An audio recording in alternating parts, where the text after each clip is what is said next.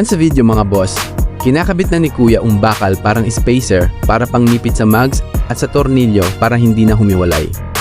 Parang kayo. Aray ko! Yun, nasira na naman tayo. Araw-araw na lang sira nito. Siraan tayo ng... Ito, umiikot na eh. Yan oh. Na siya, wala na siyang ngipin. Iikot ng malala yan. Papa-welding natin yan. Ayaw ko lang kung umiikot pa yan, paiwalay. Samahan nyo ako, pa-welding natin to. Ewan ko lang kung matanggal pa yan. Ayun, tamang lakad na naman. Tamang tulak, hanap ng magwe-welding nito.